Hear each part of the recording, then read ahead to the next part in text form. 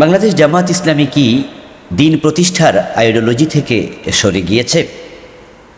এমন প্রশ্ন বিভিন্ন জন করে থাকেন যে এবারের নির্বাচনে তারা আল্লাহর আইন চাই, সৎলোকের শাসন চাই, এই স্লোগানটি থেকে কিছুটা দূরে ছিল এবং আমাদের প্রথম সারির নেতারা নির্বাচনী কোনো জনসমাবেশে এই স্লোগান এবার দিতে শোনা যায়নি খুব একটা। এই জন্যে প্রশ্ন তৈরি হয়েছে। এ বিষয়ে আমাদের বক্তব্য সুস্পষ্ট। বাংলাদেশ জামাত ইসলামীর একজন সদস্য, জামাত ইসলামীর একজন হিতাকাঙ্ক্ষী, একজন কর্মী, একজন ছোট্ট দায়িত্বশীল হিসাবে আমার অবজারভেশন হচ্ছে বাংলাদেশ জামাত ইসলামী এই আইডিওলজি থেকে এক চুল পরিমাণ সরেনি। ইসলামী ছাত্র শিবির বাংলাদেশ জামাত ইসলামী প্রতিষ্ঠার উদ্দেশ্যই হচ্ছে আল্লাহর জমিনে আল্লাহর দ্বীন প্রতিষ্ঠার মাধ্যমে আমরা আল্লাহর সন্তোষ অর্জন করতে চাই। মানুষ যেন আল্লাহর দ্বীন মেনে চলতে পারে সে পরিবেশ আমরা দিতে চাই। এতে আল্লাহ তাআলা আমাদের উপর খুশি হবেন, আমাদের উপর খুশি হয়ে তিনি আমাদেরকে জান্নাত দেবেন। বাংলাদেশ জামাত ইসলামী আমরা বৈষয়িক কোনো স্বার্থ সিদ্ধির জন্য করি না, আমরা আল্লাহর জান্নাতের জন্য করি। আমরা রাষ্ট্র ক্ষমতা ইসলামকে নিতে চাই, এই জন্য আমরা ক্ষমতার রাজনীতির কথা বলি। কারণ ক্ষমতা না থাকলে ইসলামী জীবন ব্যবস্থা সমাজে প্রতিষ্ঠিত করা যাবে না। ক্ষমতা না থাকলে ইসলামের ফৌজদারি আইনগুলো সমাজে কায়েম করা যাবে না। ক্ষমতা না থাকলে মাদক মুক্ত দেশ তৈরি করা যাবে না। ক্ষমতা না থাকলে দুর্নীতি রোধ করা যাবে না। ক্ষমতা না থাকলে চুরি বন্ধ করা যায় না, ডাকাতি বন্ধ করা যায় না, চুরি ডাকাতির শাস্তি এবং মাদকের শাস্তি প্রয়োগ করা যায় না। এগুলো ক্ষমতার সাথে ওতপ্রোতভাবে জড়িত। এই জন্য নবীজি সাল্লাল্লাহু আলাইহি সাল্লাম আল্লাহর কাছে দোয়া করছিলেন, আল্লাহর শিখানো দোয়া, ওয়াজআললি মিন লাদুনকা সুলতানান নাসিরা, হে আল্লাহ তোমার পক্ষ থেকে আমাকে রাষ্ট্র ক্ষমতা দিয়ে সাহায্য করো। নবীজি নিজে 10 বছর মদিনার প্রেসিডেন্ট ছিলেন, 4 খলিফা 30 বছর মদিনার প্রেসিডেন্ট ছিলেন। সুতরাং যারা বলবে রাষ্ট্র ক্ষমতা দরকার নাই, আমরা এমপি মন্ত্রী হতে চাই না, তারা ইসলামের এই আইডিওলজিকে পরিত্যাগ করেছে। খোলাফায়ে আরবাআর 30 বছরের ইসলামী রাজনৈতিক জীবনকে তারা পরিত্যাগ করেছে। নবীজি মুহাম্মদ সাল্লাল্লাহু আলাইহি সাল্লামের 10 বছরের মদিনার খেলাফতের, আল্লাহর খেলাফত প্রতিষ্ঠার ইসলামী রাজনীতির আইডিওলজিকে তারা পরিত্যাগ করেছে। তারা সুফি নয়, তারা সুফি নয়। যারা বলে আমরা রাজনীতি করি না, আমরা মনে করি সুফি মানুষ ভালো হুজুর, এগুলো ভালো হুজুর না, সুফি মানুষ না, নবীর আদর্শ থেকে তারা বিচ্যুত মানুষ। এখন জামাত ইসলামী যে এবার বলল না যে আমরা পূর্ণাঙ্গ ইসলাম কায়েম করতে চাই, আল্লাহর আইন চাই, এর কারণ আপনারা দেখেছেন জামাত ইসলামী ধারণা করেছিল এবার তারা হয়তো ক্ষমতায় চলে যাবে। পরিবেশটা সেই আবহ তৈরি করেছিল। 4-5টি বিশ্ববিদ্যালয়ের নির্বাচনে জামাত ইসলামীর অঙ্গ সংগঠন, জামাত ইসলামীর কাছাকাছি সংগঠন, সাইড সংগঠন ইসলামী ছাত্র শিবিরের প্যানেল বিজয়ী হয়েছে। আমরা ধারণা করেছিলাম যে হয়তো এবার জামাত ইসলামী রাষ্ট্র ক্ষমতায় যেতেও পারে। রাষ্ট্র ক্ষমতায় যাওয়ার পর জামাত ইসলামী এ দেশকে কি একদিনেই পূর্ণাঙ্গ ইসলামী দেশে রূপান্তরিত করতে পারত? এটা কি আদৌ সম্ভব ছিল? অসম্ভব। কারণ নবীজি সাল্লাল্লাহু আলাইহি সাল্লাম কিন্তু ইসলামী রাষ্ট্র একদিনে কায়েম করেননি। মক্কায় 13 বছর প্রচেষ্টা করলেন, মদিনা যাওয়ার পর ইসলামী রাষ্ট্র তিনি 10 বছরে প্রতিষ্ঠিত করেছেন, পূর্ণাঙ্গ করেছেন। আল-ইয়াউমা আকমালতু লাকুম দীনাকুম ওয়া আতমামতু আলাইকুম নি'মাতি। এই আয়াত নাজিল হয়েছিল তো একবারে 10ম সনে বিদায় হজের দিন। নবীজি সাল্লাল্লাহু আলাইহি সাল্লাম এই আয়াত নাজিল হওয়ার মাত্র 3 মাস পরে ইন্তেকাল করলেন। তাহলে ইসলাম পরিপূর্ণ হলো, ইসলামী রাষ্ট্র পূর্ণতা পেয়েছে কিন্তু নবুয়তের একবারে শেষে। নবীজির লেগেছে 23 বছর। তো আমরা বাংলাদেশে পরিপূর্ণ ইসলাম কায়েম করার চিন্তা নিয়ে কাজ করছি, এটাই আমাদের লক্ষ্য। আমরা পূর্ণাঙ্গ ইসলাম কায়েম করতে চাই, আংশিক ইসলাম নয়। কিন্তু এবার আমরা বললাম যে কল্যাণ রাষ্ট্র, এবার আমরা বললাম ইনসাফের বাংলাদেশ। এর কারণ একদিনে এটা সম্ভব নয়। ক্ষমতার কাছাকাছি যাওয়ার পর যদি কেউ বলে যে আমাকে ভোট দিন, আমি পূর্ণাঙ্গ ইসলাম কায়েম করতে চাই, তাহলে লোকজন কিন্তু ক্ষমতা যাওয়ার পরের মাস থেকে তারা প্রশ্ন শুরু করবে, কি খবর, চোর ধরে হাত কাটেন না কেন? এর পরের বছর বলবে, 1 বছর পরে বলবে, কই একজন চোরের তো হাত কাটলেন না।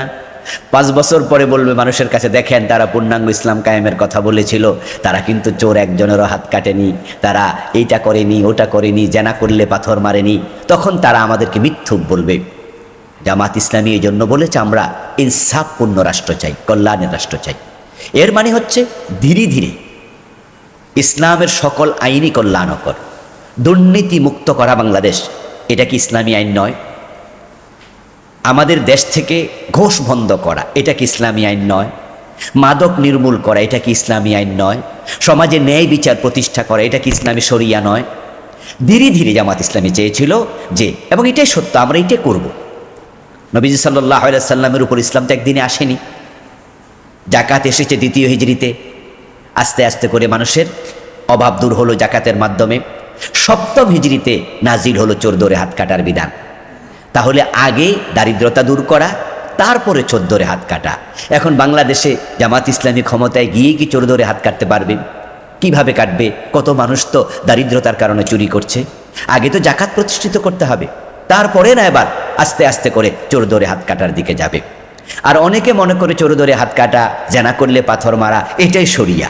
আরে বাবা, নিশ্চয় এটা শরিয়ার অংশ, কিন্তু এটাই কি একমাত্র শরিয়া? শরিয়াতের অন্য অন্য বিধান আছে। এই জন্য জামাত ইসলামী এবার যে স্লোগানটা দিয়েছে, এটা ছিল ক্ষমতার কাছাকাছি গিয়ে এমন স্লোগান যেটা বাস্তবায়ন করা সম্ভব। এরপর হচ্ছে এই যে আমরা বলে থাকি জেনা করলে পাথর মারতে হবে, নিশ্চয়ই, কিন্তু পর্দার বিধান কায়েমের আগে কি এটা সম্ভব? আগে তো পর্দার বিধান কায়েম হবে, তারপরে ছোট ধরে তারপরে পর্দার বিধান কায়েম হওয়ার পর এবার জেনার করলে শাস্তি প্রয়োগ হবে। এখন পর্দার বিধান কায়েম করা, এটা কি 1 বছরে সম্ভব, 6 মাসে সম্ভব? এটা তো করতে হবে ধীরে ধীরে, মানুষকে বুঝাইয়া বুঝাইয়া আস্তে আস্তে করে তারপরে পর্দার দিকে নিয়ে যাওয়া, তারপরে পর্দার পরিবেশ তৈরি করা, তারপরে গিয়ে এবার জেনা করলে জেনার শাস্তি শুরু করা। ইসলাম তো চাপিয়ে দেওয়ার জিনিস নয়, ইসলাম প্র্যাকটিস করে করে আস্তে আস্তে করে আমল করার জিনিস।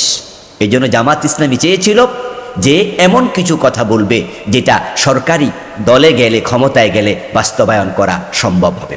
এরপরে যারা আমরা রাজনৈতিক সচেতন, আমরা তো জানি আন্তর্জাতিক বিশ্বের দিকে অবশ্যই নজর দিতে হবে। ইসলাম শুনলেই কিছু লোকের গায়ে জ্বালা ধরে যায়। ইসলামোফোবিয়া এত জঘন্যভাবে তারা ছড়াইয়া দিছে সমাজে। ইউরোপীয় ইউনিয়ন বলেন, আমেরিকা বলেন, পাশ্চাত্য বিশ্বের যে কোনো দেশ বলেন, আমাদের পাশের রাষ্ট্র ইন্ডিয়া বলেন, বাংলাদেশের আওয়ামী লীগ বলেন, বিএনপি বলেন, বাম বলেন, রাম বলেন, জাতীয় পার্টি বলেন, দেখবেন যে দেশের সাংবাদিকরা পর্যন্ত অধিকাংশ এমনভাবে প্রশ্ন করে যে আপনারা কি ইসলাম কায়েম করবেন, শরিয়া কায়েম করবেন? মনে হয় যেন ইসলাম আর শরিয়া একটা বাঘ আবার ভাল্লুকের নাম। এটা মনে হয় যেন মানুষকে গিলে ফেলবে, এমনভাবে ইসলামোফোবিয়া ছড়ানো হয়েছে। এই জন্য জামাত ইসলামী ট্যাক্টফুল্লি, সতর্কতার সাথে এমন শব্দ প্রয়োগ করলো যে আমরা ইনসাফপূর্ণ বাংলাদেশ বানাতে চাই, আমরা কল্যাণ রাষ্ট্র বানাতে চাই। তাহলে ফোবিয়াটা কিছুটা কমে গেল। আর ইনসাফপূর্ণ বাংলাদেশ, ইসলামের বাহিরে কি ইনসাফ হয়? ইসলামের বাহিরে কি আদালত হয়? ন্যায় বিচার আদৌ হয়? ন্যায় বিচার মানেই তো ইসলাম। মান কালা বিহি সাদাকা ও মান হাকামা বিহি আদালা। নবীজি সাল্লাল্লাহু আলাইহি ওয়াসাল্লাম বলছেন যে কোরআন দিয়ে কথা বলবে সে ব্যক্তি সত্য কথা বলবে, যে কোরআন দিয়ে বিচার করবে সেই ন্যায় বিচার করবে। তো আমরা তো ন্যায় বিচার চাই, এর মানে কোরআন চাই। যার শব্দের সামান্য পার্থক্য। কেন? নবীজি সাল্লাল্লাহু আলাইহি ওয়াসাল্লামকে আপনারা দেখেছেন, হিজরত যখন তিনি করেছেন তখন কিন্তু তিনি মদিনার দিকে সরাসরি যাননি।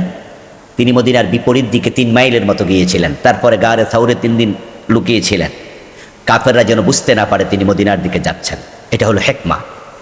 তো আমরা যদি ইসলাম কায়েম করব, শরিয়া কায়েম করবো, এগুলো বলতে শুরু করে দিই আগে আগে, তাহলে ইউরোপীয় ইউনিয়ন বলবে যে না, এ সরকার দরকার নাই। আমেরিকা বলবে দরকার নাই, ইন্ডিয়া বলবে দরকার নাই, আমাদের দেশের বিএনপি, আওয়ামী লীগ, জাতীয় পার্টি, রাম বাম সবাই বলবো আসতে দেয়া যাবে না। তাহলে কি হলো? তাহলে হলোটা কি? নবীজি সাল্লাল্লাহু আলাইহি সাল্লাম যে মদিনার যে সনদ করেছিলেন, মদিনার সনদে তিনি কি কাফেরদের সাথে, ইহুদিদের সাথে কিছু একাত্মতা করেন নাই? কিছু বিধান কি তাদের সেখানে সফটলি তিনি করেন নাই? এবং হুদায়বিয়ার যে সন্ধি, হুদায়বিয়ার সন্ধিতে আমরা কি দেখেছি?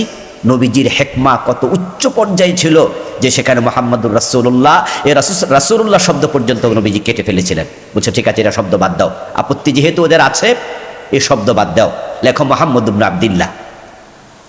প্রিয় ভাইয়েরা, নবী সাল্লাল্লাহু আলাইহি ওয়াসাল্লাম হুদায়বিয়া সন্ধিতে কত ছাড় দিয়েছেন। উনার মনে আছে যে এই ছাড় দেওয়ার পর ইসলাম বিজয় হবে, তাই হয়েছিল। জামাত ইসলামী তার আইডিওলজি থেকে সরেনি। আমরা ইনশাআল্লাহ পূর্ণাঙ্গ ইসলামের দাওয়াত দিচ্ছি, দিয়ে যাব, বলছি, বলে যাব। আমাদের পুরা জনশক্তিকে আমরা complete code of life Islam, complete code of life. এ দাওয়াত মাথায় রাখতে বলবো, সিরিয়াসলি রাখতে বলবো। এটাই আমাদের মূল মেসেজ, যে আমরা উদখুলু ফিস-সিলমে কাফা, এই আয়াত আমাদের আইডিওলজি, এটাই আমাদের মূল জীবনী শক্তি, চালিকা শক্তি। পূর্ণাঙ্গ ইসলাম ফলো করতে হবে, এটাকে মাথায় রেখে আগাতে হবে।